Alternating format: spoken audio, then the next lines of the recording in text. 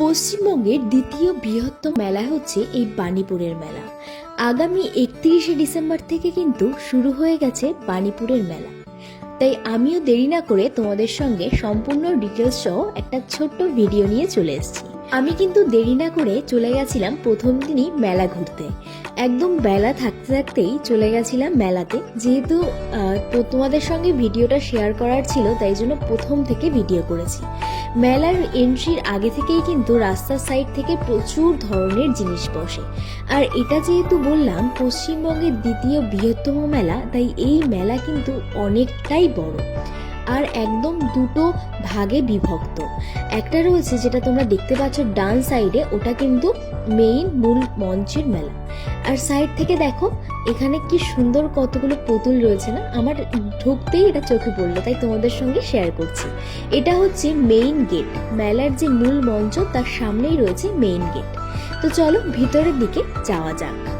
এটা রয়েছে মূল মঞ্চ, আর এখানে কিন্তু সব সময় প্রোগ্রাম হয়েই থাকে। যেহেতু আমি একটু বেলা থাকতে এসেছিলাম, তখন কিন্তু দিনের বেলাতেই জিমন্যাস্টিক আরও নানান ধরনের প্রতিযোগিতা হয়। এই মেলা কিন্তু দুপুর থেকেই শুরু হয়ে যায়, এর কোনো সময়সীমা নেই।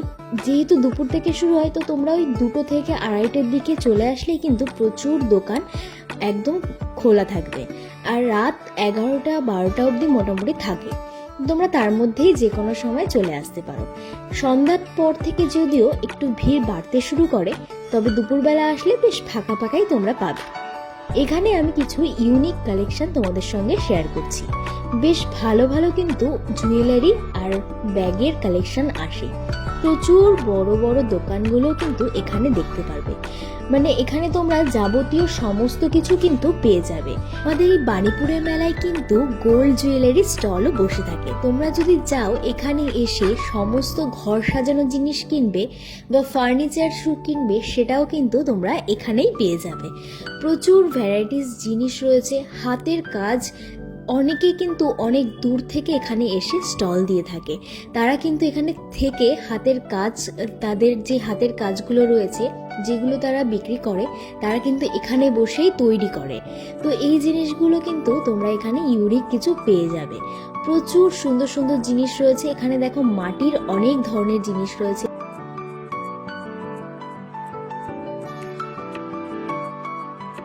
আমি কিন্তু এই ভিডিওতে শুধুমাত্র একটা সাইডই কভার করেছি। যেহেতু বললাম বাণীপুরের মেলা কিন্তু দ্বিতীয় বৃহত্তম মেলা, আর এই মেলা প্রচুর বড় এরিয়া জুড়ে হয়ে থাকে, তাই এটা কিন্তু দুটো ভাগে বিভক্ত। একটা রয়েছে এই মূল মঞ্চ, যেখানে তোমরা অনুষ্ঠান থেকে শুরু করে অনেক ধরনের জিনিস পেয়ে যাবে, ফার্নিচার থেকে শুরু করে প্রচুর ভ্যারাইটিস জিনিস, খাবারের স্টল পেয়ে যাবে। তেমন কিন্তু রাস্তার আরেকটা সাইডে রয়েছে প্রদর্শনী বলে আরেকটা পোর্শন। প্রদর্শনীতে কিন্তু সমস্ত ধরনের হাতের কাজের জিনিস তোমরা পেয়ে যাবে। এছাড়াও খাবারের কিছু স্টল রয়েছে। এছাড়াও আমাদের এরিয়াতে মানে হাবড়া অসমের যে স্কুলগুলো রয়েছে, তারা কিন্তু এখানে এসে অনেক ধরনের প্রজেক্ট তোমাদের সঙ্গে শেয়ার করবে। তো অনেক ধরনের জিনিস রয়েছে। প্রদর্শনীতে কিন্তু অনেক ইউনিক জিনিসও তোমরা দেখতে পারবে। সেটা দেখার জন্য অবশ্যই কিন্তু ভিজিট করতে হবে। তাহলে চট করে তোমাদের সঙ্গে লোকেশন আর কতদিন অবধি এই মেলা চলবে সেটা শেয়ার করে ফেলি। আমাদের এই বাণীপুরের মেলা কিন্তু হাবড়াতে রয়েছে, মানে হাবড়ার মধ্যেই একটা ছোট্ট জায়গা রয়েছে বাণীপুর, আর সেখানে কিন্তু এত বড় মেলা হয়ে থাকে। তোমরা যারা শিয়ালদা হয়ে আসছো, তারা কিন্তু বনগাগামী যে কোনো ট্রেন ধরে হাবড়া স্টেশনে নামলেই স্টেশন থেকে বেরিয়ে যে কোনো ভ্যান বা টোটোতে করে উঠেই বলবে যে বাণীপুরের মেলায় যাব, তোমাকে কিন্তু বাণীপুরের মেলা একদম সামনেই নামিয়ে দেবে। আর এই মেলা চলবে 7ই জানুয়ারি অবধি, তাই তোমরা তাড়াতাড়ি চলে আসো আর আনন্দ করো।